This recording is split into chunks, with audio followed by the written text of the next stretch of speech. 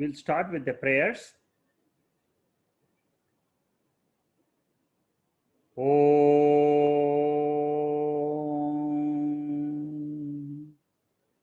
Sahana Bhavatu Sahanau Bhunaktu Sahaviryam Karavavahai Tejasvinavaditamastu ma vidvishavahai. Om Shanti Shanti Shanti.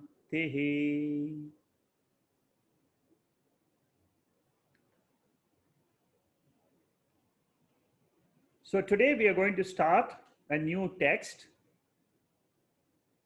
which is called as Dakshinamurthy Stotram. This is a very beautiful text written by Shankaracharya. Oh, no. And the story says that he wrote this stotram immediately after writing the Bhashyam of Brahma Sutra, which is a gigantic work by itself. And then there is one commentary on this Dakshinamurthy Stotram written by his direct disciple, Sureshwaracharya.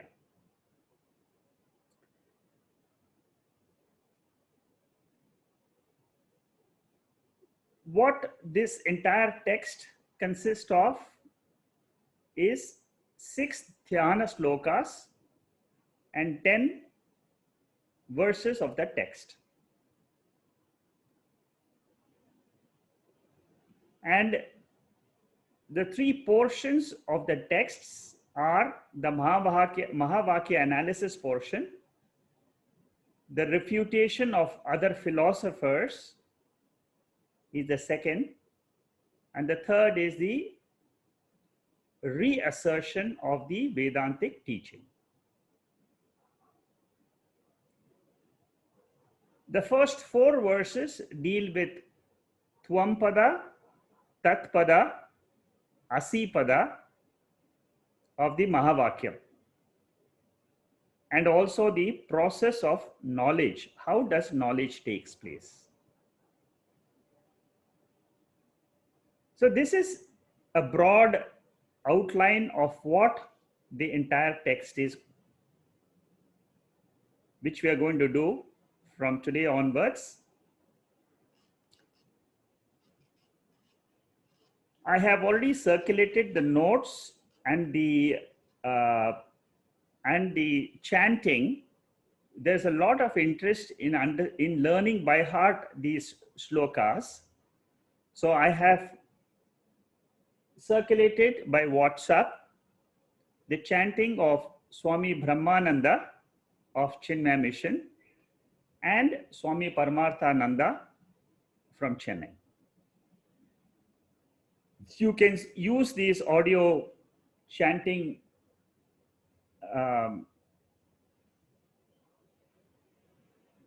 for learning yourself how to chant. Also, I have circulated the notes, which I'm going to present during these sessions. There may be some corrections here and there, which I will do. I will make it up just before when I start my sessions. Sri Dakshinamurthy is the depiction of Lord Shiva, and it illustrates Lord Shiva as the supreme cosmic teacher, because he is the creator and he has taught this to his direct disciples. He was the Adi Guru. It is said in the Shastras that this was taught to the Sanaka brothers right in the beginning. This is a facet of the Lord as the Guru who enlightens us with the knowledge of ourself. Ourself is also called as Brahman or God. This cosmic Guru teaches us through Paravak, which means divine speech. It is inaudible to the worldly ears and resides in the recession of silence. As we will see in the Dhyana shlokas, his disciples were all old rishis and sages. And Lord Dakshinamurthy imparts this with greatest awareness, understanding of this Brahma Vidya. And it is also said that he taught in silence.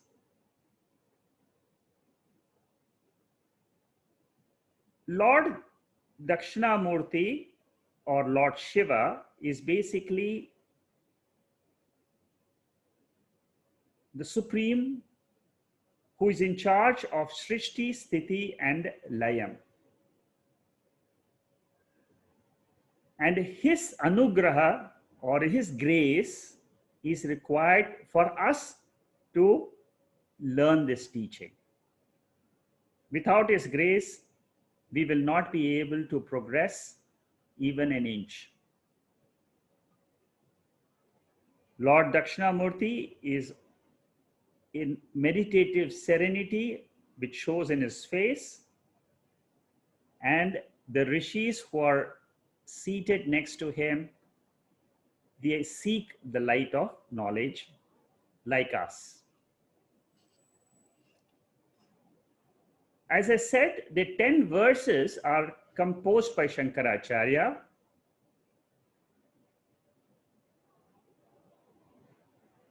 And Stotram means glorification. And this Lord is the Layakarta. He resolves the Dvaita Prapancha into unmanifest condition during sleep for each one of us. Resolution of this universe happens when Ajnanam goes away for all of us.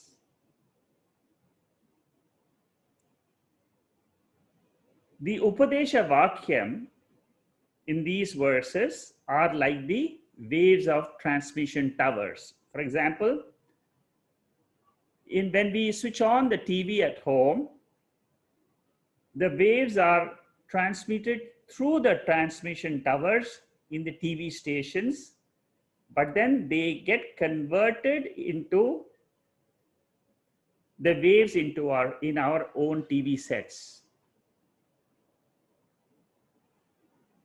So similarly, when we go through these verses, we get vritti jnanam. That means that transmission happens in our own minds. And why is Brahma Vidya Guru more auspicious? Because he destroys samsara. Normally, devatas are facing different directions, north, east, west, and south. In our Shastras, it is said that Soma Devata faces north, Indra Devata faces east, Varuna Devata faces west, and Yama Devata faces south. Dakshinamurthy is not under the grip of Yama Devata as he has conquered time. And there are two meanings of Dakshinamurthy. One meaning is the deity which is facing south. Dakshina means south. In Sanskrit, the one deity which faces south is called as Dakshinamurthy. Dakshinamurthy. This is one meaning. And this is the one who teaches Brahma Vidya, because for Brahma Vidya you have conquered mortality and you are reaching immortal, which is beyond the south direction. So your vision is already in the immortal self. So this is Dakshinamurthy who's facing south, who has conquered the mortality and he has gone beyond mortality. And the students are facing north. Students are facing north because they are interested to learn, to get moksha from this Lord. The form which you see in a picture of Dakshinamurthy is given for worship and meditation. The second meaning of Dakshinamurthy, Amurti, Dakshina Amurti. Here, Amurti means Nirguna Brahman. That means this Lord, Dakshinamurthy, is expert in communicating the formless Nirguna Brahman. Many of you might have listened to the story of Markandeya Muni, who had embraced Lord Shiva and had written Chandrasekhara Stotram for conquering time. And in that Stotram, he says Lord Shiva uses the moon as an ornament. So anybody who worships Markandeya conquers death. The famous shloka, which we all know, Om Triyambakam Yajamahe Sugandhim Pushtivardhanam Urvarukameva Mrityo Mokshir Amritat. That shloka is also depicting the one Markandeya who has conquered death by embracing Lord Shiva. Swami Chinmayananda, in his commentary on this text, he says this text should be taken up after the study of Upanishads and the Bhagavad Gita, because this is a PhD in Vedanta. It is treated as a Prakarana Grantha, but very, very deep in its meaning. It's one of the highest Prakarana Granthas you can ever get. Like Vivek Chudamani, that the simplest Prakarana Grantha is Tattva Bodha. Atma Bodha, Tattva Bodha, Vivek Chudamani, Panchadasi. These are all Prakarana Granthas. This particular text, Dakshinamurthy, has got the Mahavakya inside it. Very beautiful analysis Shankaracharya does. And when one studies this text of 10 verses, you can't miss his core teaching, which is Brahma Vidya. The direct commentary on this is called as Tattva Sudha. There is a direct commentary available, but these are all in Sanskrit language. And Manaso Lasa is a Vartikam, is a commentary on this Dakshinamurthy Stotram. It is by Sureshwara Acharya. 144 verses have been written by him, explaining more intricacies of the 10 verses which are presented by Shankaracharya. On 10 verses of Shankaracharya, Sureshwara Acharya has written 144 verses. You can imagine the depth of his knowledge, and it is not easy to understand that particular text called as Manasolasa, because it is written in very, very cryptic Sanskrit language, and it dwells a lot on refutation of other philosophers. he spends a lot of time in logically trying to refute other philosophies like Nyaya, Yoga, Purva Mimamsa, Buddhists. All this are taken up in that particular text. 6 dhyana slokas presented are taken up here in our study. So as I said before, 6 dhyana slokas are basically namaskaras. Ide namami. It ends as a namaskara to Lord Dakshinamurthy. And as I said, these are all glories of the Lord, which is being described. The meditation verses are 6 in number.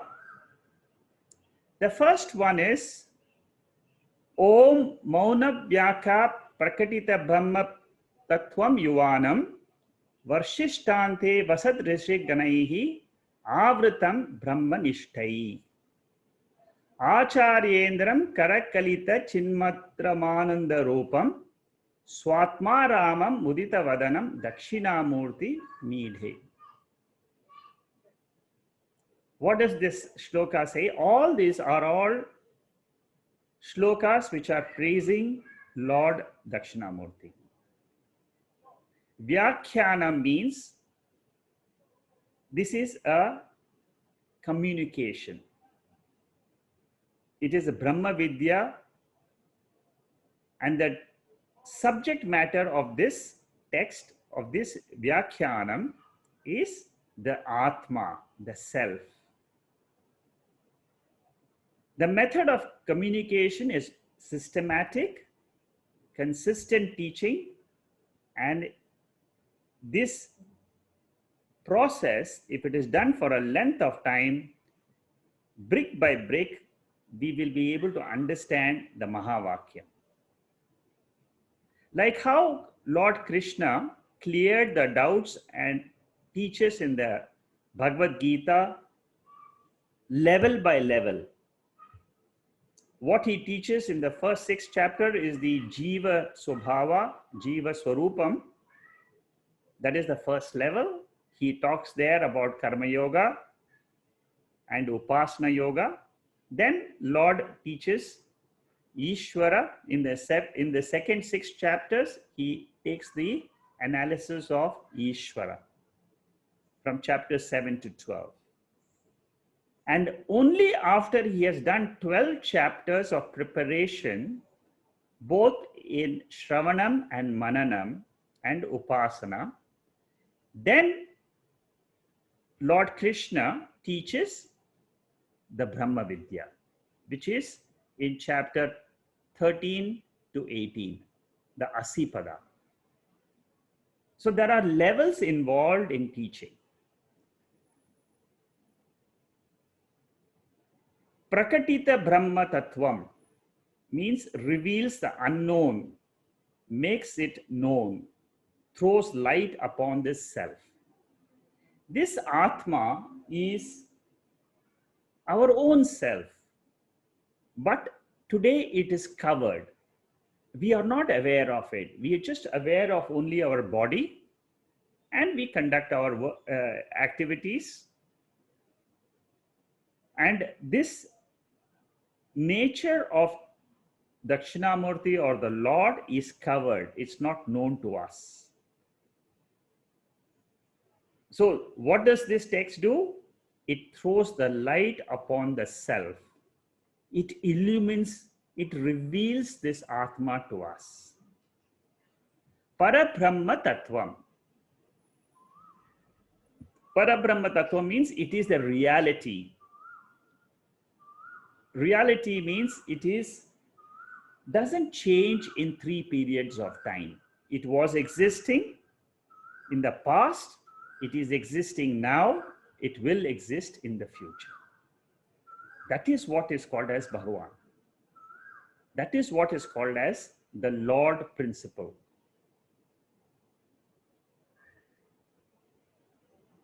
the guru who gives this is different than the sparsha guru, nyaya diksha guru. He doesn't transfer by seeing or touching or a crash program.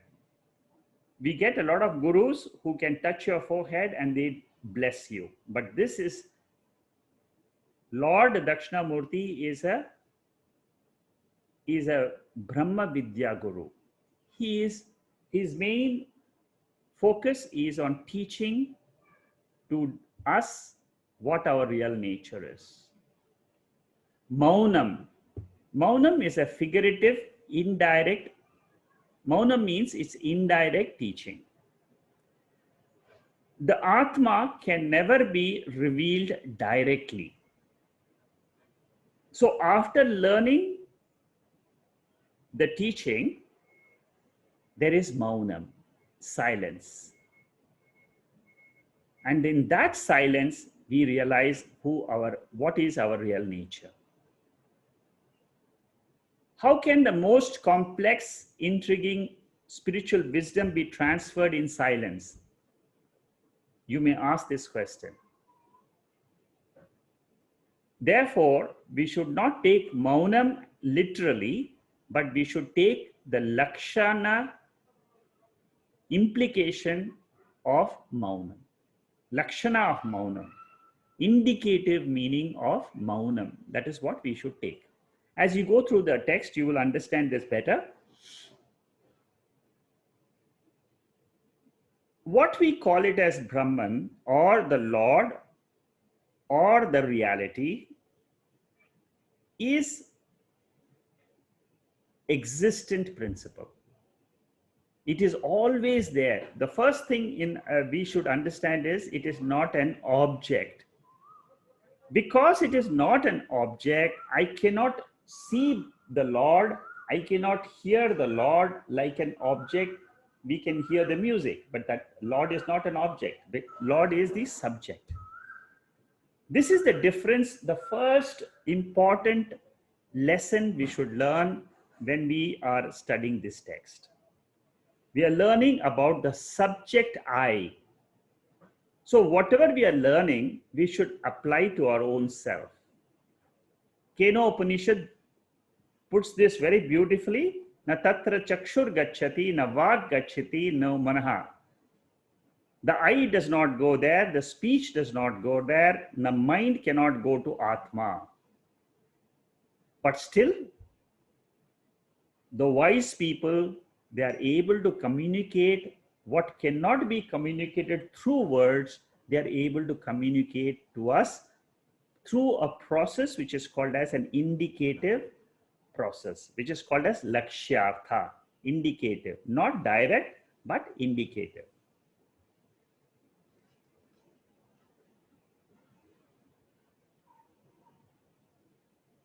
So this subject is what is called as the experiencer, the consciousness principle, the observer. And generally, we use the method of neti neti. That means we try to negate all the objects in creation, including our body and mind, and then ask the question, who am I?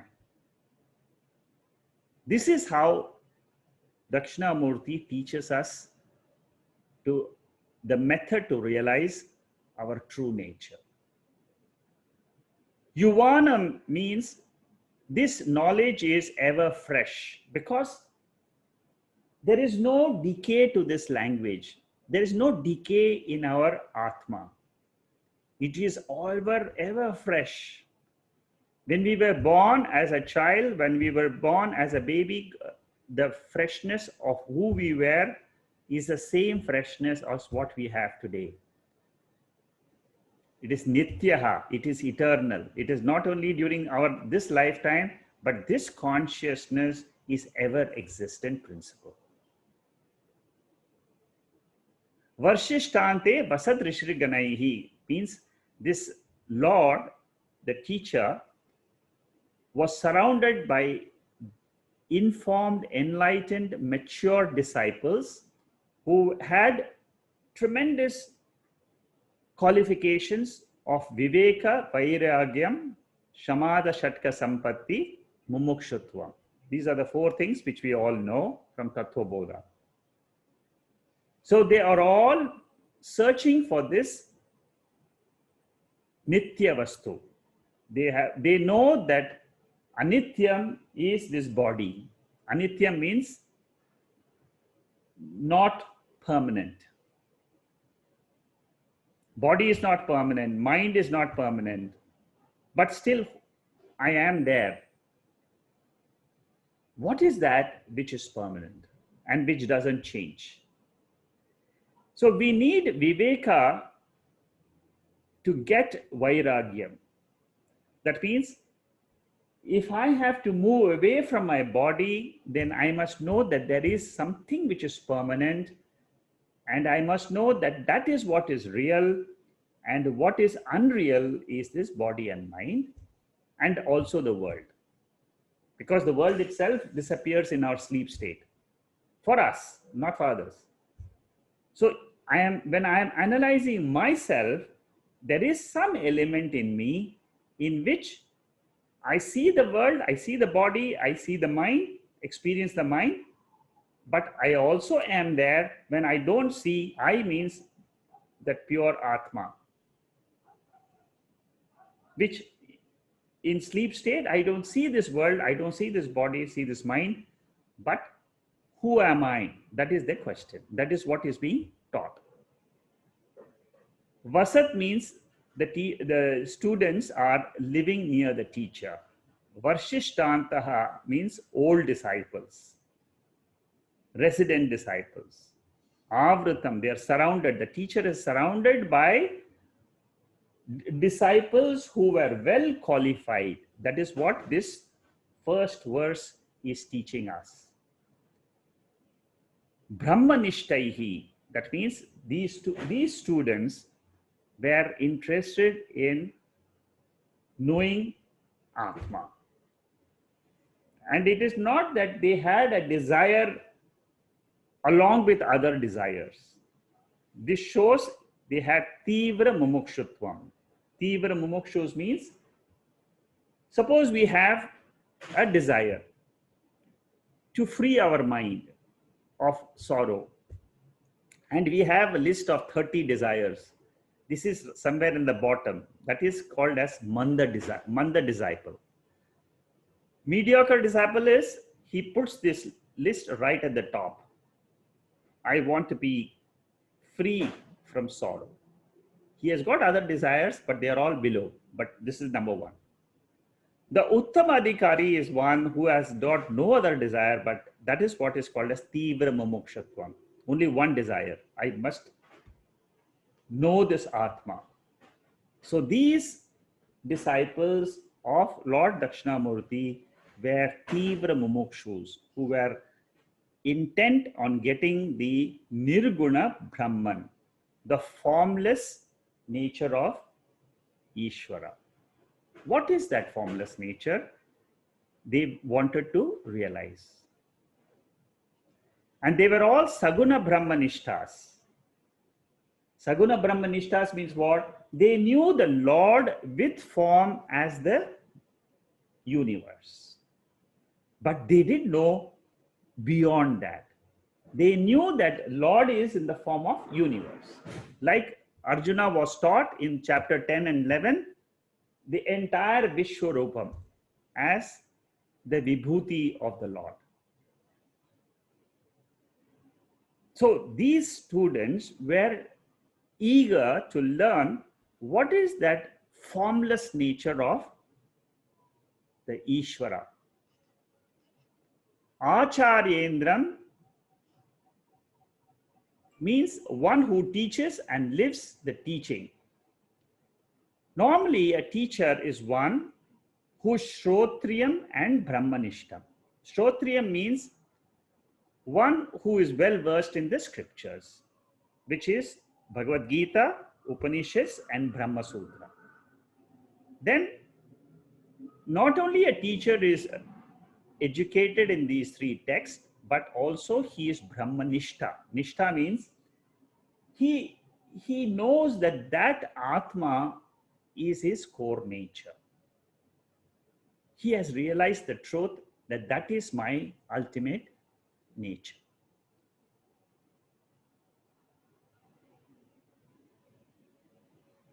And this Acharya Indra, ever Jnani was this Indra, and guruless initiator of Sampradaya method of communication. This Dakshinamurthy is the greatest of all teachers. And he is the initiator, the first teacher of this Brahma Vidya. Now, Chin Mudra. Chin Mudra means what? As shown in the picture here. The three fingers indicate this is the Chin Mudra, which is given, or when you see Lord Dakshinamurthy, you will find this mudra of his hand. The three fingers, they represent the three sharirams. The sthula, the gross body, the subtle body, and the causal body. The index finger is the Jivatma, and the thumb represents the Paramatma. So when the three fingers which are protruding out are dropped, and you take the index finger, that is I, the Jivatma, I join Paramatma by joining the thumb. That is called as the Supreme Purusha. That means I join Paramatma and I become the Brahman. Ultimate reality is called as Brahman, which is beyond Jiva and Ishwar. And it is said by medical experts who says that all four fingers are useful to us only because of the thumb. Suppose the thumb was not there, then these four fingers would have no use. This is what is said by some of the experts. Thumb represents the Satyam, which is called as Purusha, and it blesses the bodies. The three fingers are Mithya, the three Sharirams. The three fingers in Sanskrit are called as Kanishtika, Tarjani, and Madhyam. That is only academic. But basically what we should understand is the small finger can join the thumb. It can drop off the three Sharirams. Normally, the Jiva joins the bodies during birth.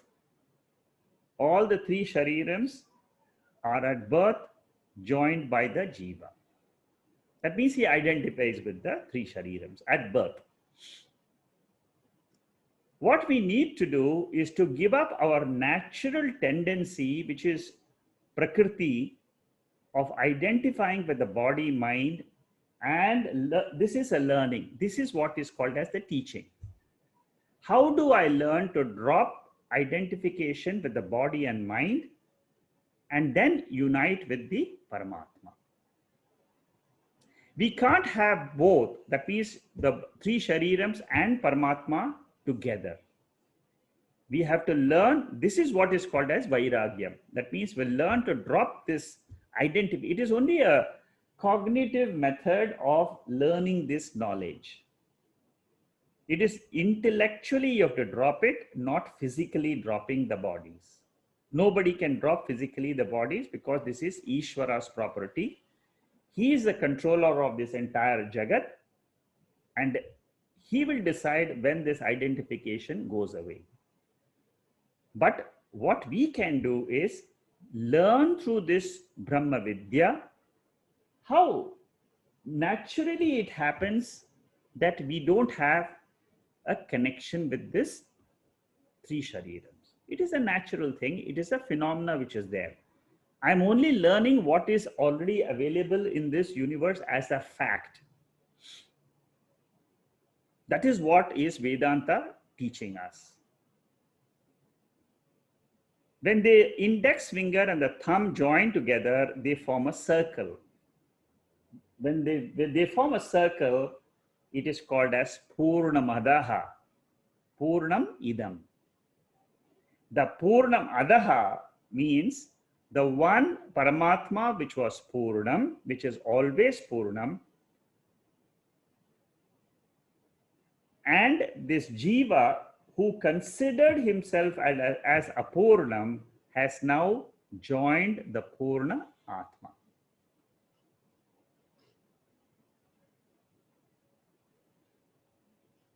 Jiva represents a mortal body. Chin Mudra is a teaching, is a non-verbal, symbolic teaching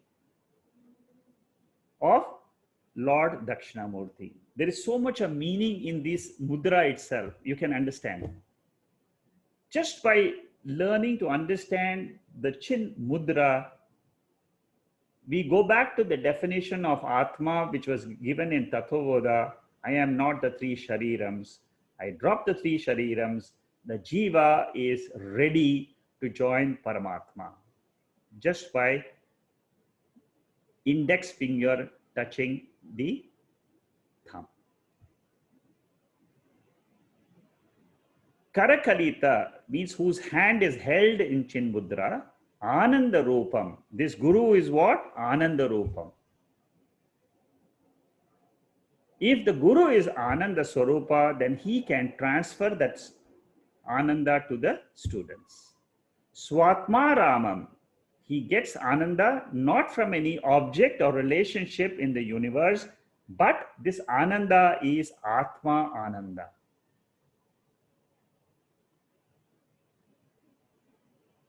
The Lord is infinite, and the Sishyas around the Lord, they also enjoy this Sukham, this Atma Ananda, because that is what he is in his real nature.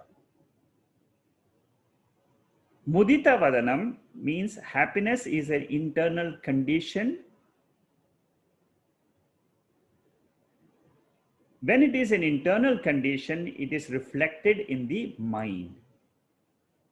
But this happiness is not reflected, it is original Ananda, which is radiant in the face of Dakshinamurthy. Bhagavad Gita also talks about how the Lord with a smiling face, tam tatha kripaya vishtam ashrupurna kulekshanam vishidantamevam vakyam uvacha madhusudana. Lord had a prahasanne iva bharata. That means he had a blooming face. Lord Krishna had a blooming face of moksha. Arjuna, the disciple, had a gloomy face of samsara.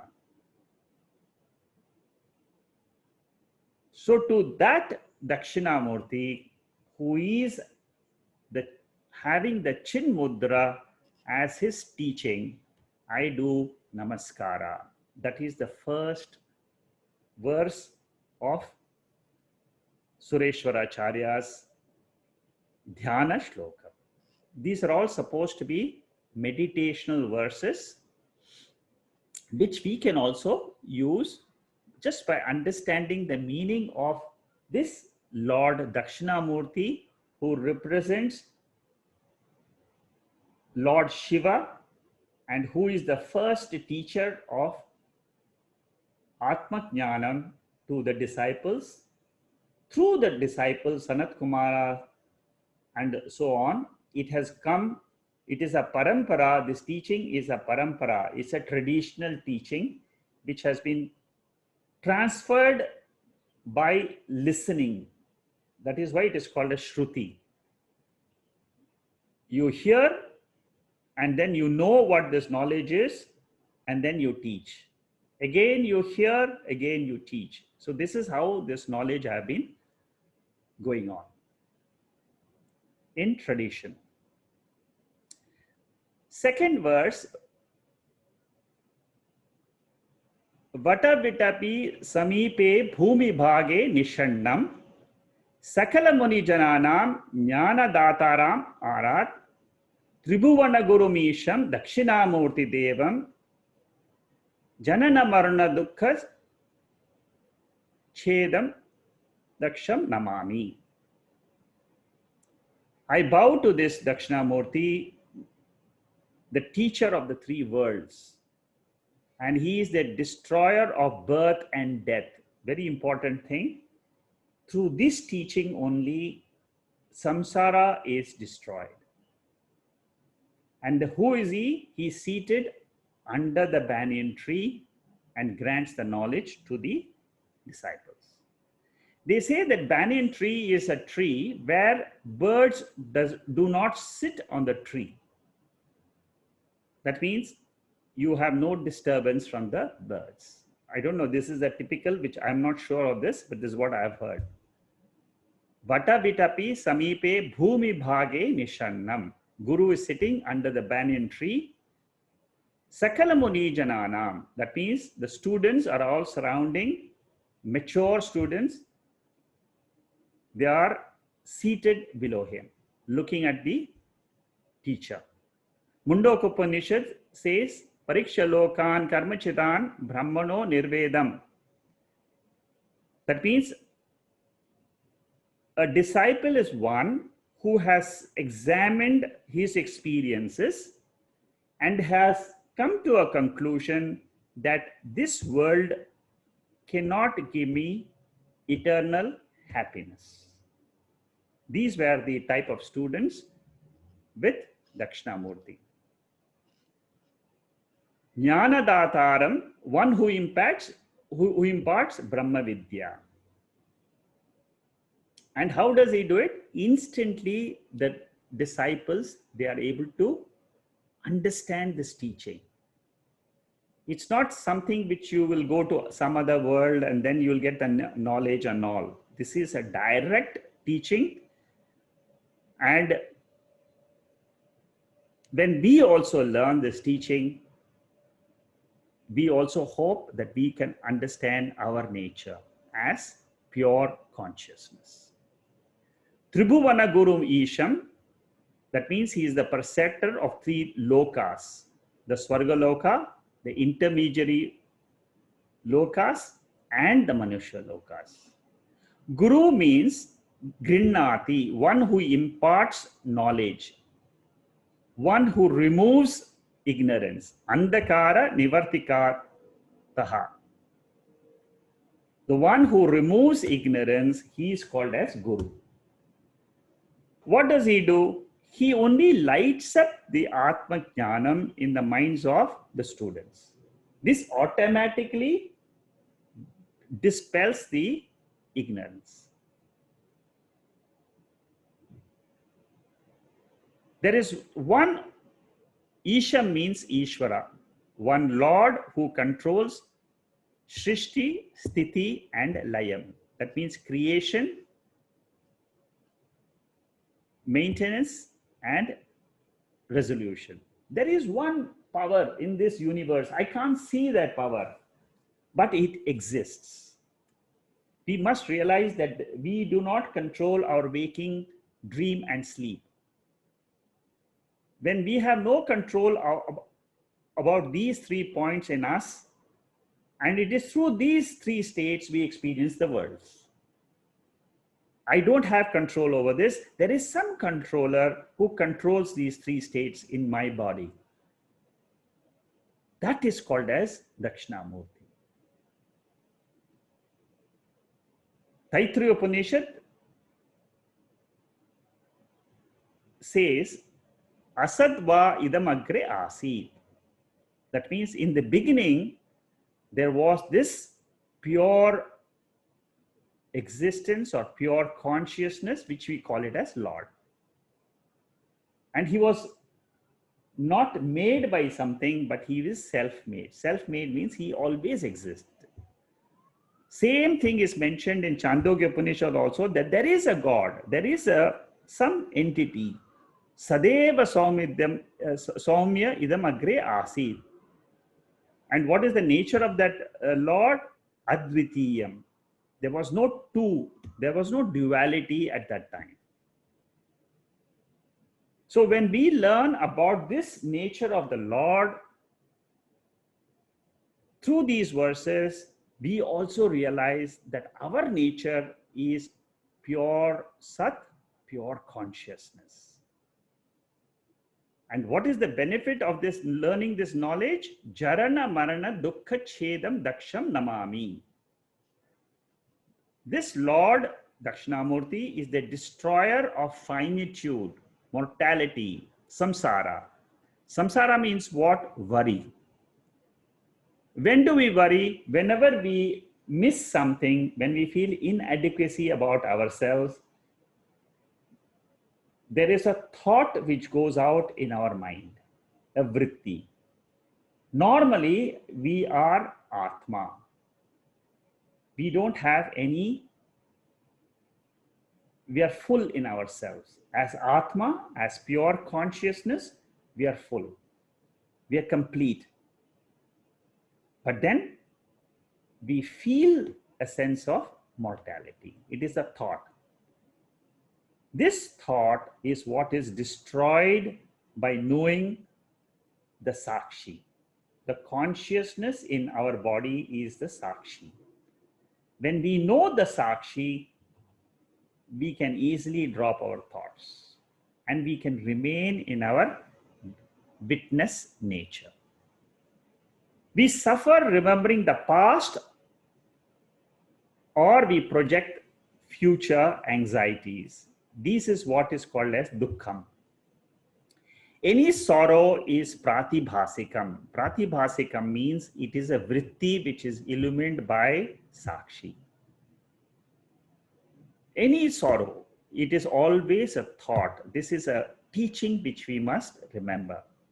At any time, I am not with myself. If I realize that I have gone away from my nature, then we will know how to drop the sorrow and go back to ourselves. So what is the sword by which we can cut off the sorrow in our life? The sorrow is the Dhyanam of Atma. That is what Lord Krishna said in Bhagavad Gita, the 3rd verse of the 15th chapter. Na rupamaseta tudoba labhyate nanto nacharden nachar sampratishtha. Ashwattamenam suviruda moolam asanga shastrena dhridena chitva. Asanga shastrena. Asanga means I learn how to drop the identification with the thought. Asangaha. This is possible. The teaching is what? I learn to remain in my pure consciousness nature. To that Guru who is giving me this knowledge, I offer my namaskaram as a gratitude for that knowledge which I have gained. That is the second Dhyana shloka. Very, very profound Dhyana shlokas, in which each verse conveys the glory of this Lord Dakshinamurthy. Chitram Bhatatoro Mule Vriddha Shishya Guru Riva Gurostu Maunam Vyakhyanam Shishyastu Chinna Samshayaha.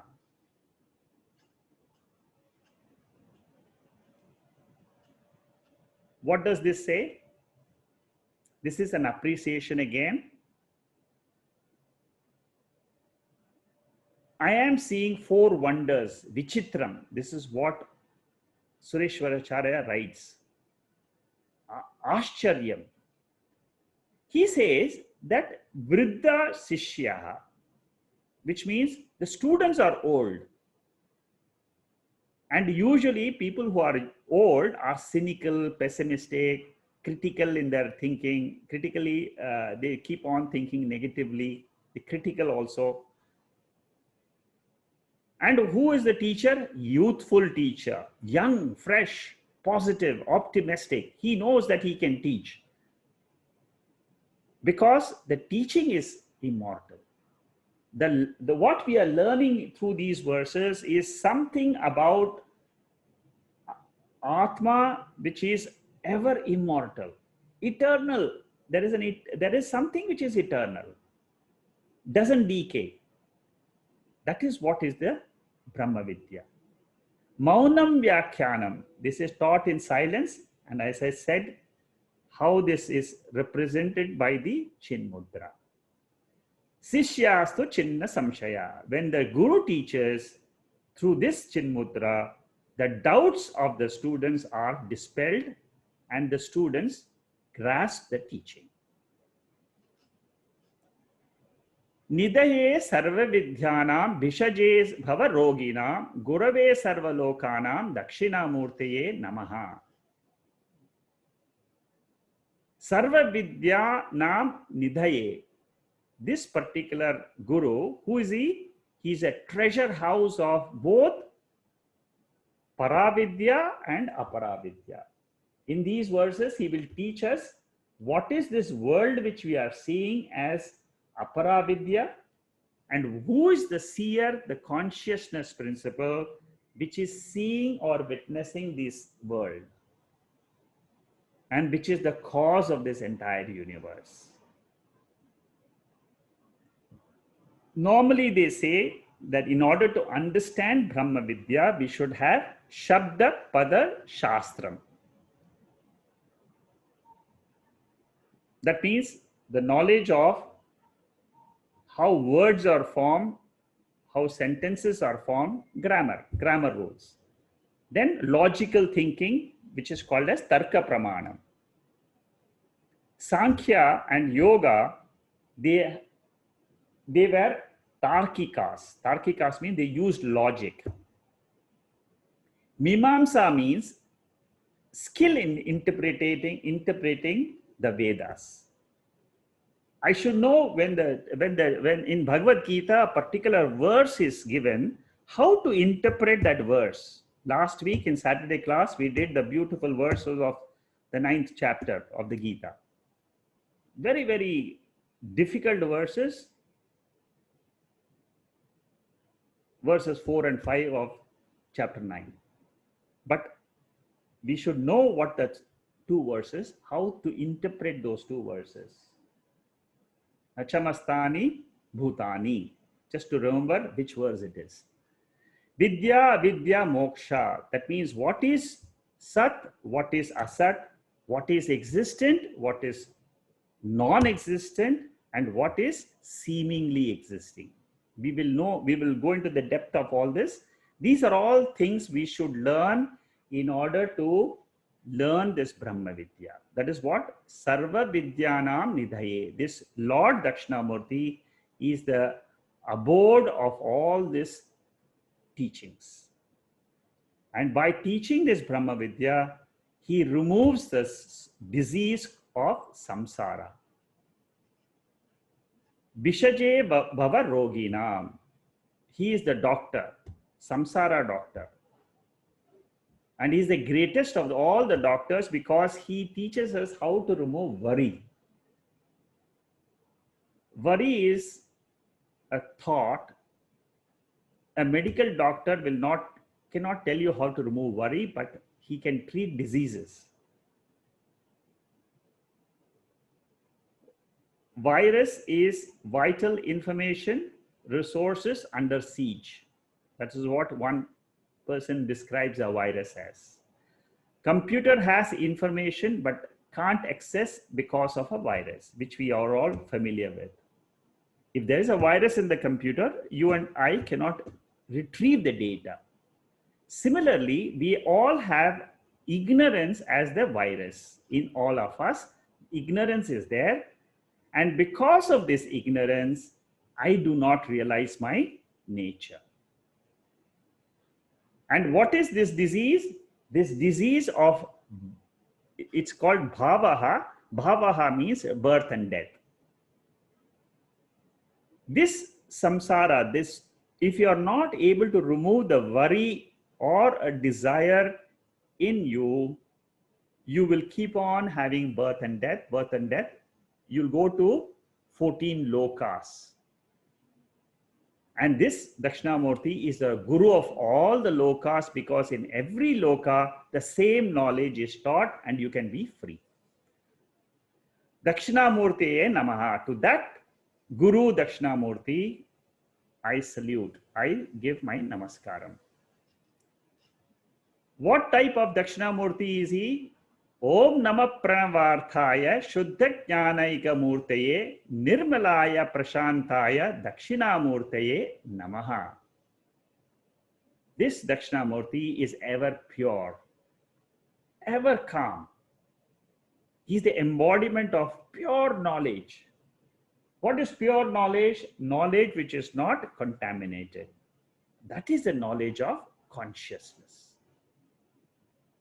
And he gives the indicative meaning of Om, the supreme syllable. Nirmalaya means this knowledge which is free from ignorance. It is free from ahamkara, mamakara, punyam, papam, sukham, dukkham. These are all the impurities in the mind. There are other impurities like anger, greed, lobha, moha. Moha means delusion. Mada means pride. Matsarya means jealousy. These are all dambitvam, pretentiousness. Desire is kama. These are all malams. Malams means these are all the impurities of the mind.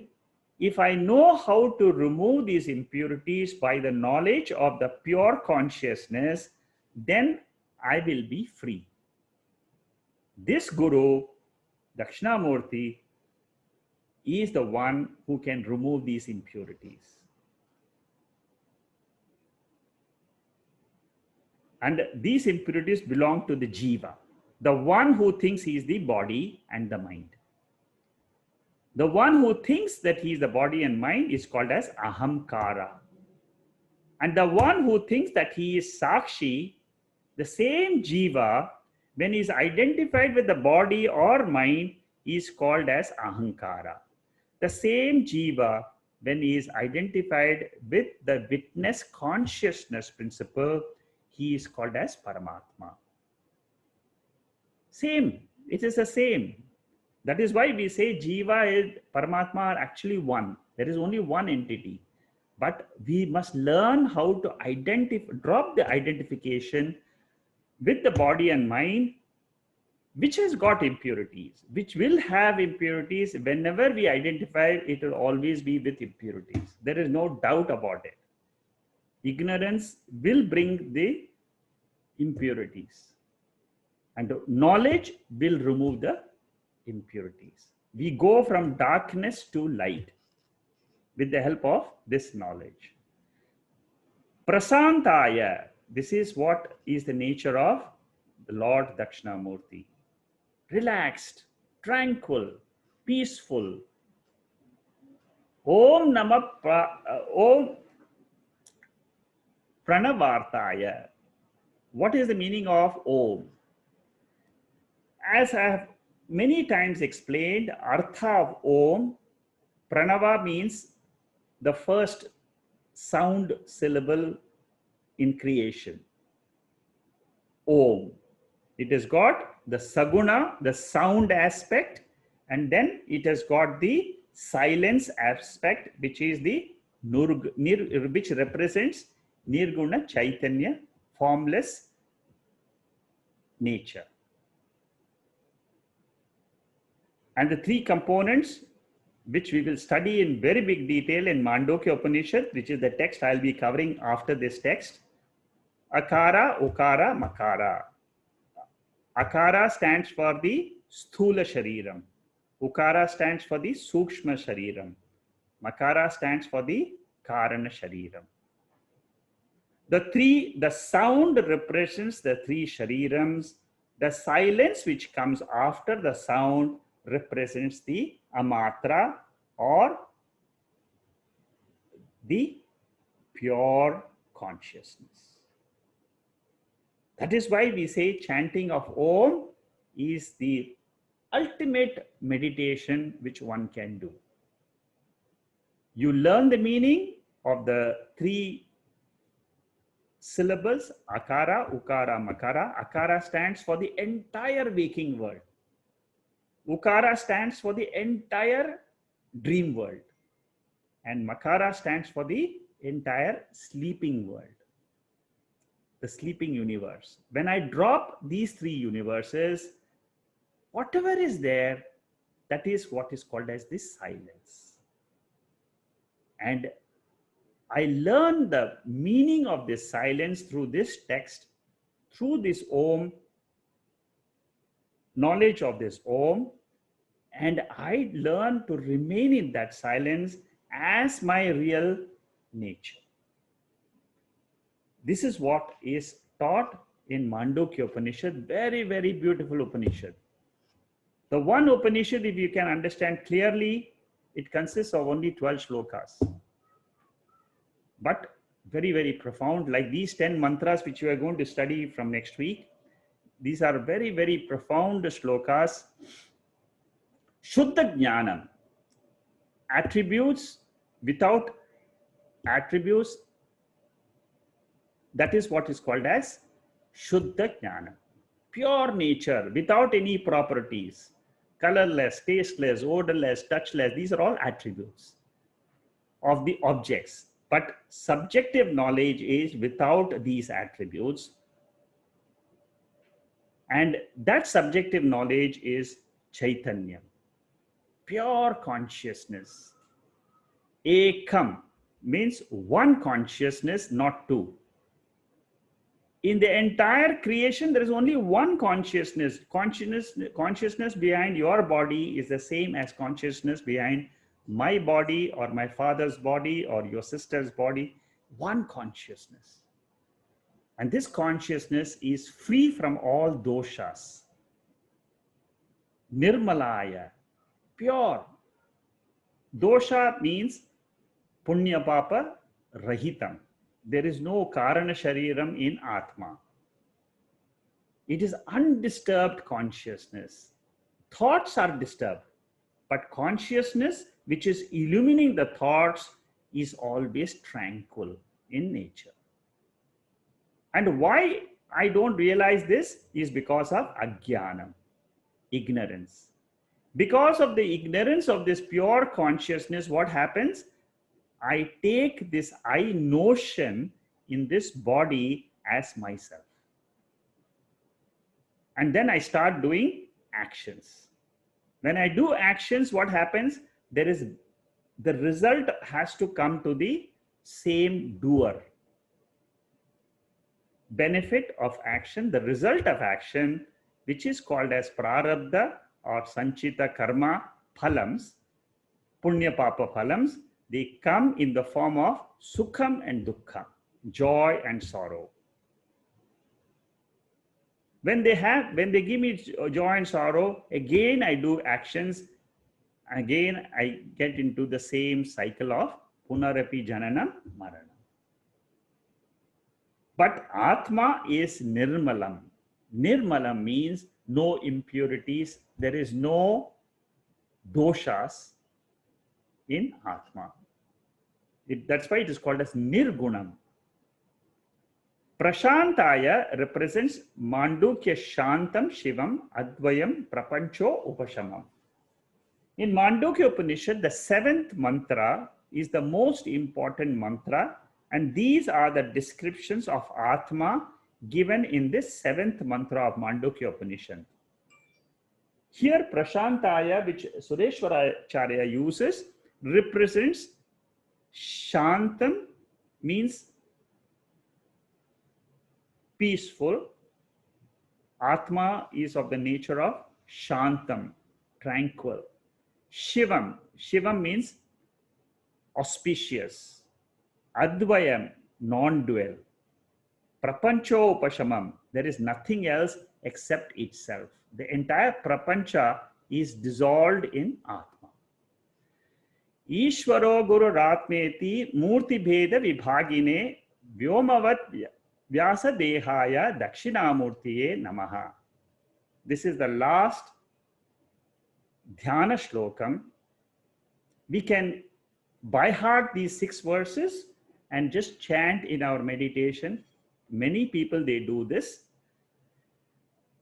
Ishvaro Guru Ratmeti means this Ishvara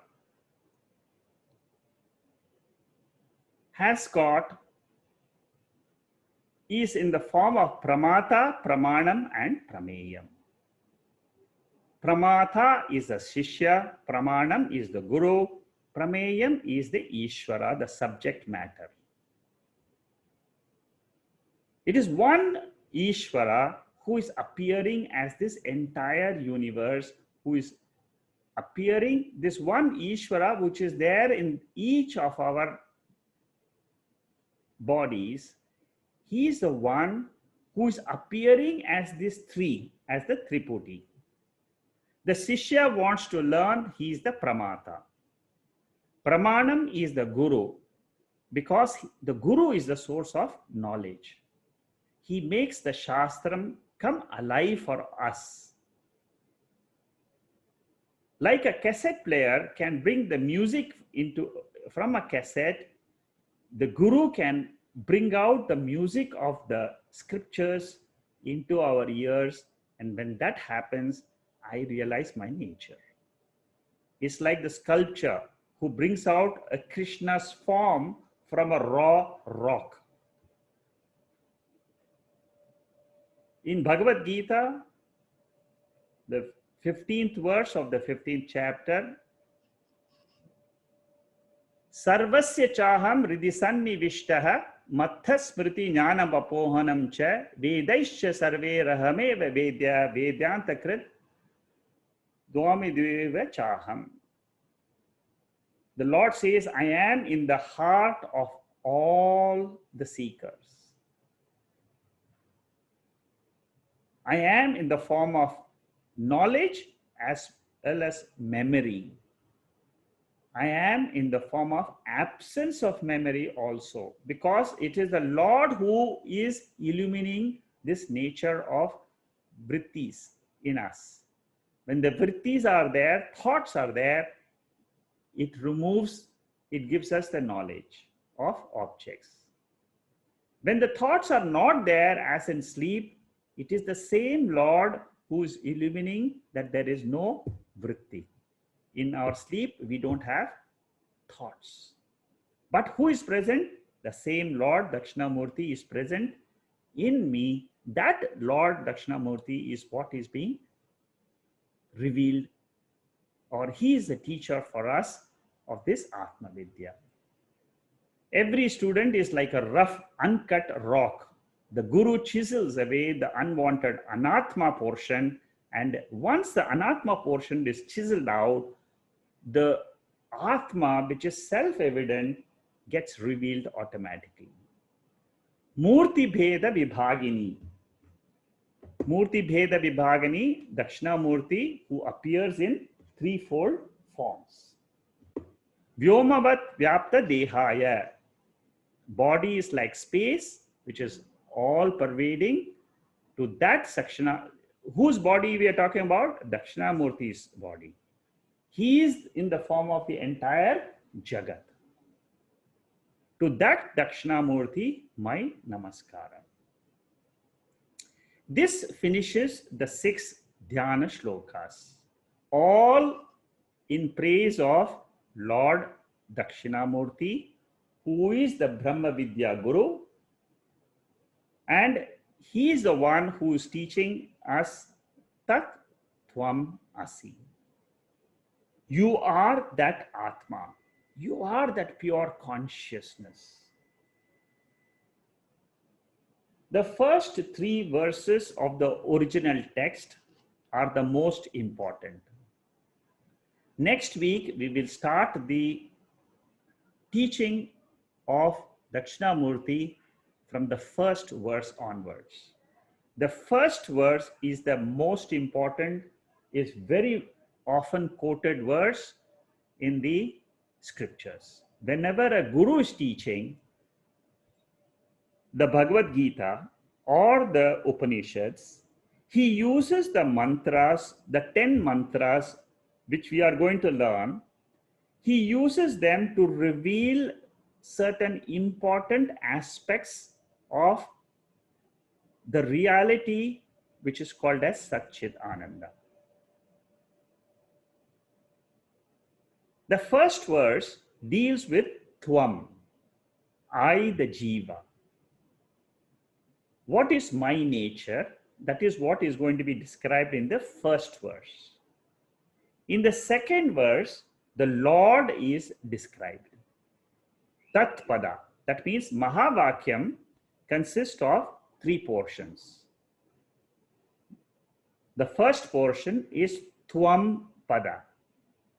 Tvam Pada means I, the Jiva, who has got 2 natures, the body and the mind. This is what is known to us. The second one, which is the third one, which is not known, is the Atma, the pure consciousness. So the direct meaning of the Jiva is the body and the mind, which is known to us. The Lakshyartha, the indicative meaning of the Jiva, is called as pure consciousness. This is what is going to be taught in the first verse. Then the second verse is Tatpada. Tatpada means what? The Lord. The Lord also has got 2 natures.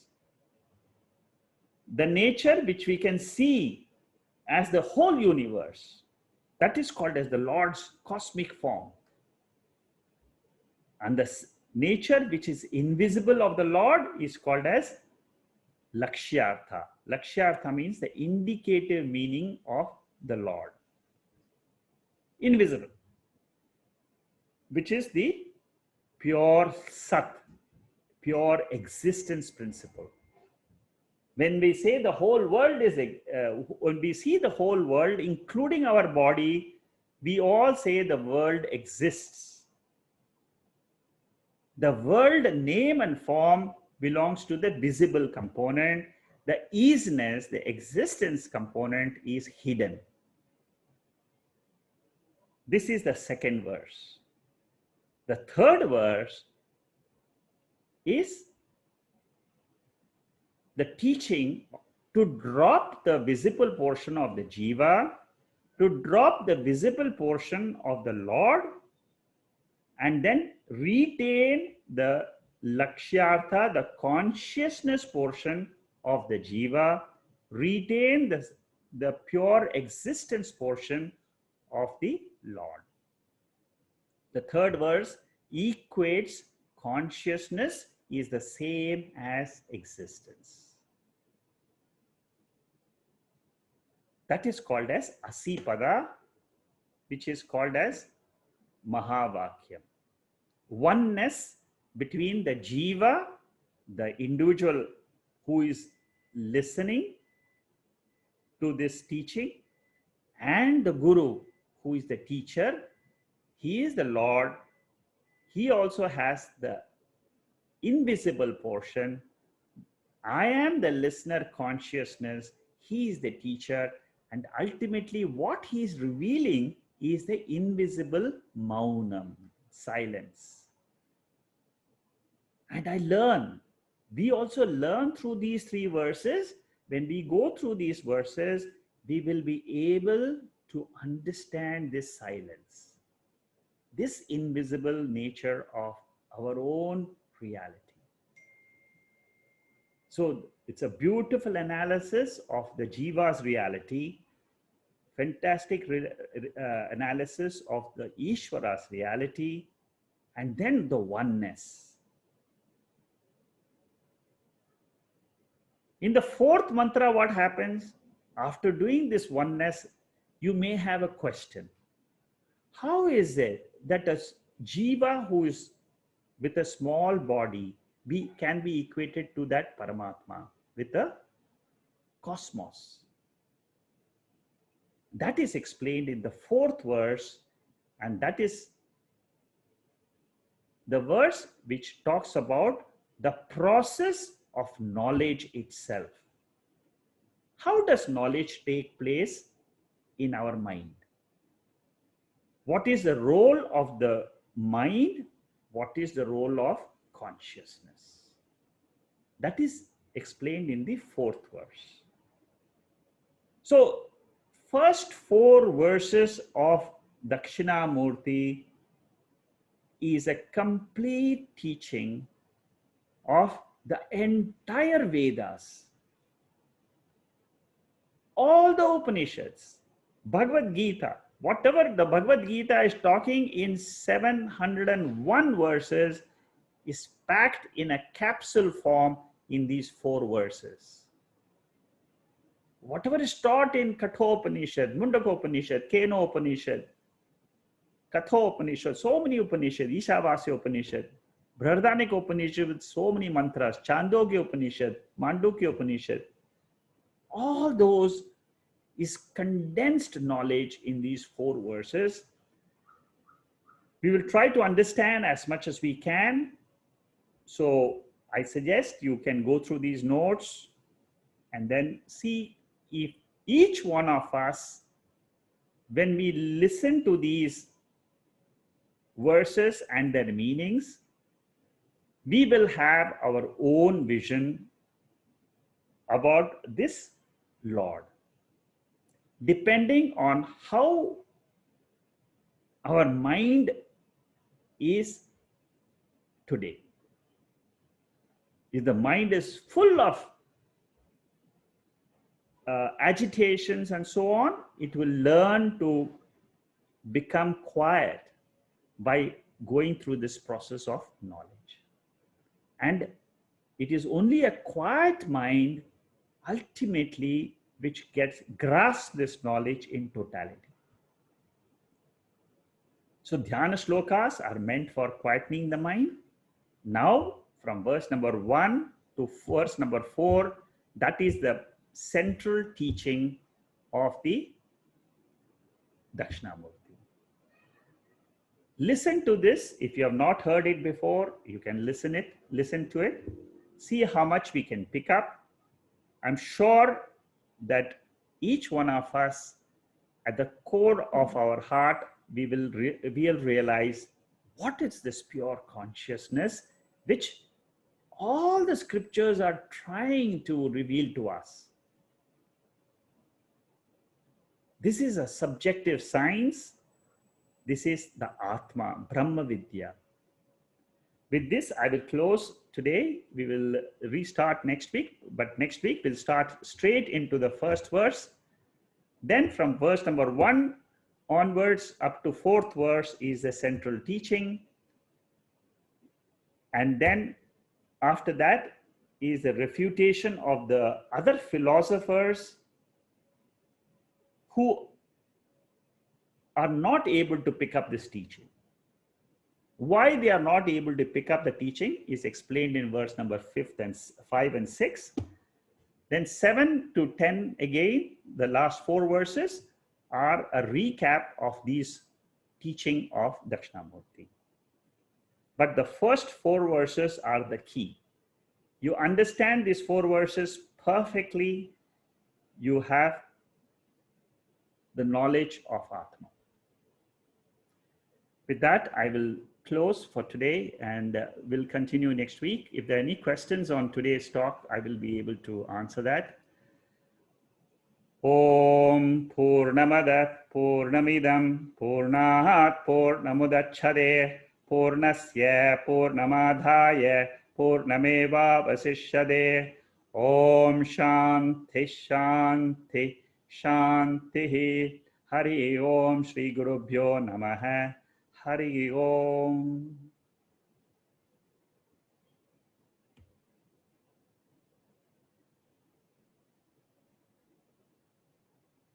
Oh, some questions in the chat box.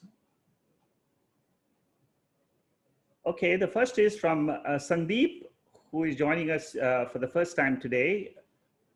Can you explain the order of Sanchita, Agami, and Prarabdha Karma in the notes? Okay, this is taught in the Tattvabodha. I think you may have received my my notes of Tattvabodha through the email. You might have received it. So I suggest you go through Tattvabodha in one of the talks. I think it's in the 4th or 5th talk.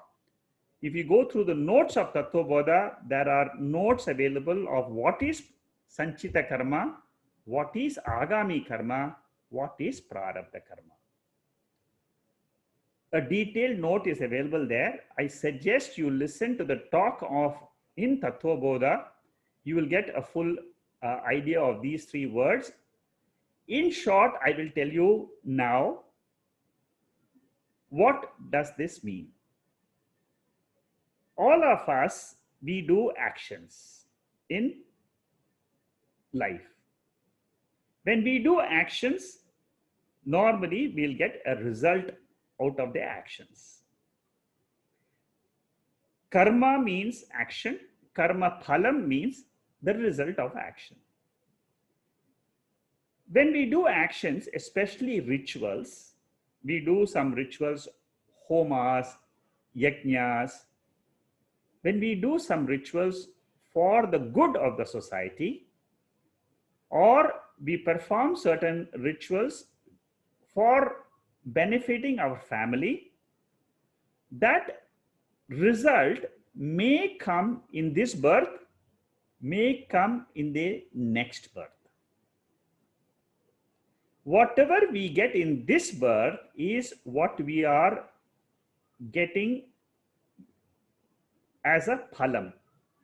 Suppose we have done some actions in the past or in the current birth, the result which we get in this birth in the form of joy and sorrow is called as Prarabdha Karma. It is like an arrow which has been shot. You cannot stop it. So the actions are already shot and it is coming. Every day we get experiences in life. These experiences which we get in life are only of 2 types, sukham or dukkham, joy or sorrow. And we all have to go through this in the form of thoughts. This is a natural process happening in creation as per the law of karma. When we are born in this body, there are certain karma phalams which are there in our account. The total of all the karma phalams of all our previous births is called as sanchitam. It's like a deposit, which is all the deposits which you have in your bank, that is called as sanchitam. Whatever is maturing this year, that is called as prarabdha. While your deposits are getting matured, you're also earning some money and you are saving that money. You put that money back into the bank and it becomes a deposit. The new deposits which you are putting into that kitty of deposits, that is called as agami. So sanchita is the total. Out of that $100 which you have earned, you have got in this life $20 you have spent. $80 is something which you have kept balance. While in this birth you have earned another $10. So you put that 80 plus 10, 90. That is what 90 is the agami. So this is with reference to the karma phalams. Our entire life, according to the Vedas, is nothing else but enjoying sukham and dukkham as per our prarabdha karma. This is how the scriptures describe why some people suffer, some people have joy in their life. It is all as per the accounts which is getting. Every day of our life is fructification of these karma phalams. Sometimes you might find I didn't do anything, but still I get the results of some punyam of the past. Sometimes you have not done anything, but still I get some sorrow in life. It is only explained by the law of karma. So this is in short, Sandeep, the Sanchita, Agami and Prarabdha. You will get a little bit more detail in those notes of Tattvabodha. You can go through the notes and also listen to my talk on Tattvabodha, where this is explained. Vijay is asking me to log. Okay, she's leaving. Okay, that's all she said. Yes, Chitra is asking, is Dakshinamurthy is the Lord Shiva himself? Yes, he is the Lord Shiva. Lord Dakshinamurthy is Lord Shiva.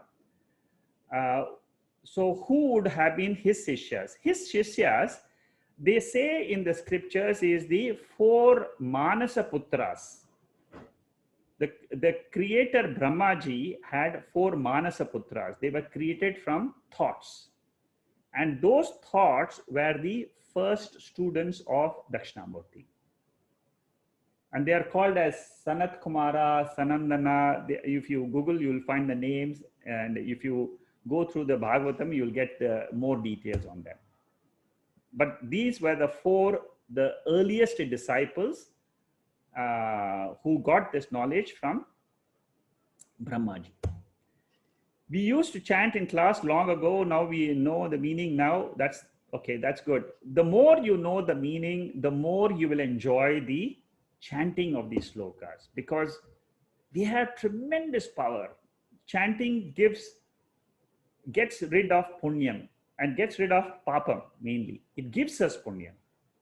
So the more you chant these slokas, the more punyam you will generate. And the more punyam you generate, one day you will get the meaning. And that meaning will be the final.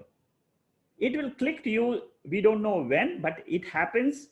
That is how realization takes place. Each one of us, it can happen at any time.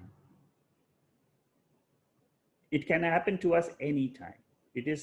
We don't know. That is a blessing of the Lord. Why is Dakshinamurthy considered as a guru? Sindhu is asking. Dakshinamurthy, I have explained this in the beginning. He is a Lord who is facing south. He has won over mortality. He knows the formula, the pill to give to a jiva to remove mortality. All of us are suffering from ignorance about our own self. The moment I get to know this Atma as my real nature, and I am not this body and mind which I've been identifying as myself, that is the Bhava Rogina. He removes that Bhava. Bhava means sorrow. Sorrow means change. I keep on changing. Every minute my mind is thinking. And I identify with the thoughts as I am the one who is thinking, and then I suffer. The moment I try to release myself from these thoughts and don't identify, let any thoughts come and go. What Lord is teaching is be a witness to your thoughts and then free yourself from the mind.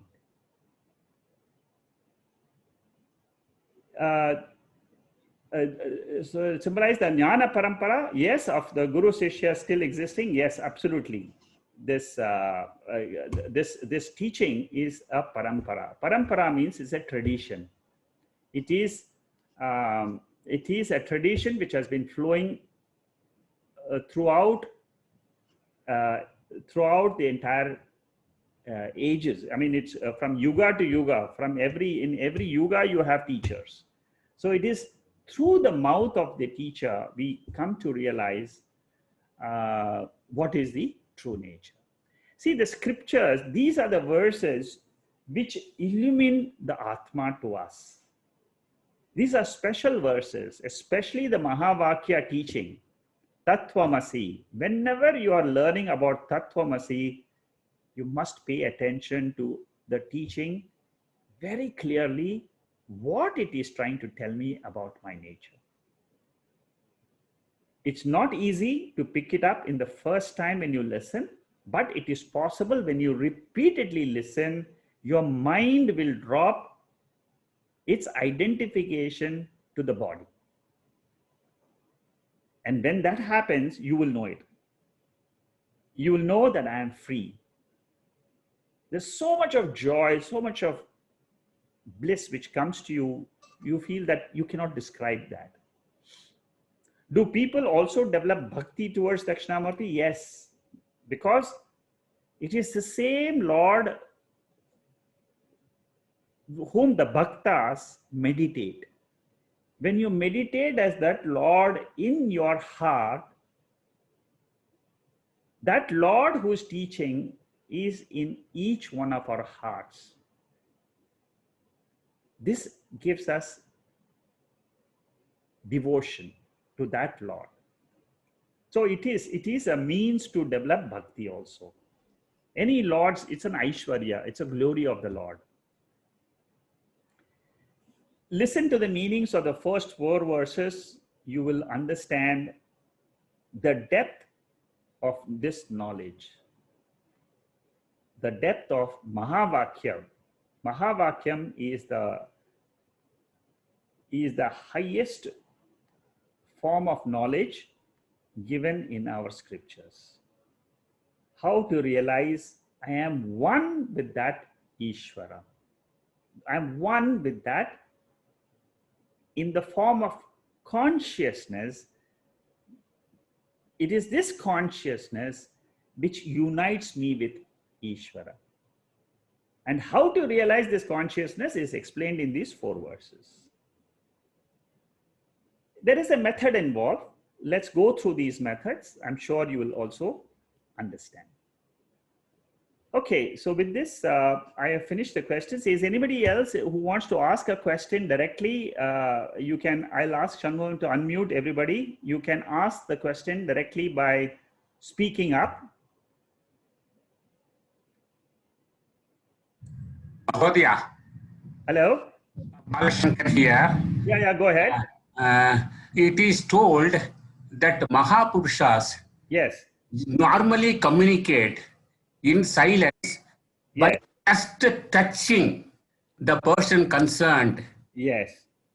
Here, Dakshinamurthy Sloham also, this thing comes, Mauna Vakya Prakadita. Earlier, normally, a doubt will come when somebody observing silence, how he is able to communicate and educate people. This you already covered in the first Sloham itself. Correct. Here, one incident, I am remembering it, when Vivekananda ji Yes. met his guru for the first time. Yes. Both were strangers to each other. Correct. But Vivekananda ji writes, when my guru touched me, just I felt a high current is passing through my body. I learned afterwards what it conveyed to me. Yes. Can you remember it? Yes. You see, these are all called as siddhis. You know, siddhis, these are all siddha purushas. So his Vivekananda, he himself was a siddhi, and his guru Ramakrishna Paramasa was also a siddhi. So there are Mahapurushas who have, through their upasana and through their dhyanam on that Ishvara, they get certain qualities or attributes of that pure Ishvara, that gunas of that Ishvara, it comes to them. But this is purely, these are all called as Siddha Purushas. They are the Purushas when they touch you. Yes, it is possible to get, but ultimately these Purushas are touching those Shishyas who are just waiting for the last moment in this birth. That some Siddha Purusha, some Mahapurusha will give them that blessing, and then they will be relieved of all their sorrows and they are realized. It's possible. The Vedas do not deny any siddhi activities at all. But Vedas aim is not try to, that is called as realization by touching or touching the forehead, that it is possible. But here Dakshinamurthy represents Jnana Guru. He is teaching us the nature of that reality. So there is a difference between Jnana Guru and a Siddha Guru. That means one who touches and who is able to realize, make another person real. These are all possible, but we are not denying. Veda does not deny this. In one of the verses itself, it will come. In the last later. It will come. You know, what are the different types of siddhis which you can get? What Dakshinamurthy will say is, these siddhis, you don't focus on it. Right. Focus on the knowledge of what he is trying to convey. Sat Chit Ananda is your nature. In Bhagavad Gita also, Bhagavan says, don't be moved into the siddhis because they are distracting you from the real things. Yes, that's correct. You are absolutely right, Balashankar. Okay, Harish has a question here. Do you know of anyone who is currently alive and has realized Brahman? Oh, of course.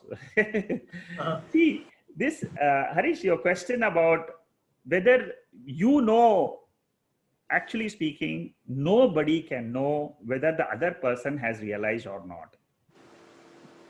Because only when you become a jnani yourself, you will know the other jnani, because you are free and you can know what is freedom. If you become a jnani, you know that I am free from my mind. So even if I go to Ramana Maharishi, I will not say whether he is realized. It is only through his teachings, what he is communicating to his students, how he is able to communicate, what he is. You see, there is no, because this is invisible. This is apaurusha vishaya. This is not a human, you cannot measure anybody else. These are, slokas are meant only for our own ignorance removal. So your question is, can I know? Is there any person, can I call Mr. Sharma who is next door? I don't think he is Brahman or anything, but he calls himself. See, so the answer to your question is, it's not possible. Sir, I may add something. Yes. Great persons who realize the Brahman will not appear to the external world as if they have realized the real soul. They will not even appear. They will appear like common people, like each and every one of us only. So it's very difficult to identify them in a mass. In Bhagavad Gita, in the second chapter, Arjuna asked the same question. How will a realized person be in this world? Will he sit differently? Will he walk differently? Will he dress differently? Yeah, Lord right. Krishna says, Sthita Prajna is exactly like you and me. They cannot identify. Nobody can identify externally.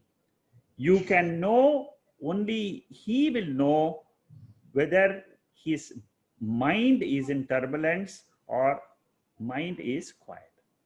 When the mind is quiet, you yourself will realize the truth. When the mind is in turbulent form, you know, I am the Jiva. This is how you can distinguish in yourself. If I'm always agitated, you will never be able to come to this class at all. Right. Impossible. You will never even hear about Dakshinamurthy if you are always a jiva who is always identified with the external world. The sense organs are naturally flowing out into the world. The mind gets drawn externally always. That is the nature of the senses and the mind. Through some punyam in the past, we have come to this knowledge. We are at the doorstep of the precious knowledge. Through some punyam, we don't know why. We are listening to the Bhagavad Gita, we are listening to the Dakshinamurthy Stotram. Through some punyam in the past, there are some people who have absolutely no clue why they come to these lectures. They tell me also, I don't know how I come to these lectures. Mahodaya, surprisingly, one incident occurred today at 3:30. I was, not today, 3 days back, I was attending Veda class. So 3:30 is the time. After a heavy headache, I slept off in the afternoon after lunch. So when I got up, I got a ring. The ring was from my room only. Waiting now for the class. He gave me 5 minutes time to get ready. Even such gurus are also existing today. What to talk about? Yeah, you see, there are miracles which happen in everybody's life. I tell you, you just analyze yourself, analyze your life. You will know every day there's some things which are happening in our Really life. so, really so. This is all the Ishvara's creation. This happens. Good happens, bad happens. Our life is always our life is always a mixture of joy and sorrow. It is always, and many things happen to us without our real effort. That's why Bhagavan says in Bhagavad Gita very rightly, don't be so happy with the good things happening in life. Don't be so sad with the bad things happening. Take it both in the same way. Yes. There is a question from Kiran. Realized can be identified by measuring a spiritual cord of Surat. This Sutra. Daily, how to worship Dakshinamurthy? Very good question, Surya. The answer is chant the shlokas every day. Remember Dakshinamurthy when you go to sleep. Remember Dakshinamurthy when you get up in the morning. When you do this last thought before you sleep and the first thought when you get up, it shows that you have worshipped Dakshinamurthy during your sleep. You are just learn to chant. If you like chanting, you can learn to chant. Even if you chant one sloka of these Dakshinamurthy, it's good enough. Any sloka of these 10 verses, you just pick up one which you like the most. Chant that. That is how you develop the love for this knowledge. And one day, believe me or not, you will get the meaning. This direct meaning of this 10 verses, you will get this meaning for sure. It's a guarantee by the Lord Krishna itself, by the Lord itself. Many people have realized it. Have the confidence, I too can realize this. It's possible. It will happen. Okay. I would probably close here. In case I've not answered anybody fully, then let me know. You can send me a WhatsApp or I can have a chat with you. Shankarji, Bolo, why? as you were saying, to meditate on the 4 words, what are the 4 words in meditation? What are the verses for meditation? The 4 words. Yeah, any the four no, I'm saying that any you can pick up any verse, not 4 verses, any verse. Suppose you like one of the verses out of these 10 verses. Suppose you like one verse and you like the meaning, then what you can do is you can just meditate. Means what? You think of that, close your eyes, just think of that meaning. Suppose you understand the Lord is in the form of light. So you say to yourself, Lord is in my heart in the form of light of consciousness. I don't know that what is that light, but Lord is there. You just think that the Lord in the form of light is there in this body. I am just, let that Lord reveal himself. That is how you meditate.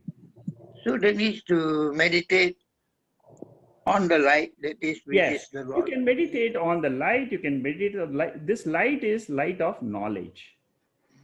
That is a this is the spiritual light of knowledge. And this is something which the Lord himself is revealing to us. In the form of light. Yes, he reveals to us in that is what we call as Chaitanya. That is what we call as consciousness. Thank you. Thank you, Sikhaji. Yeah, Sujata is asking us how to get the future meeting timings and links. You'll get it every week. I'm sure you must be a part of the WhatsApp group. If you're not part of the WhatsApp group, please write to us again. I will add you into the group.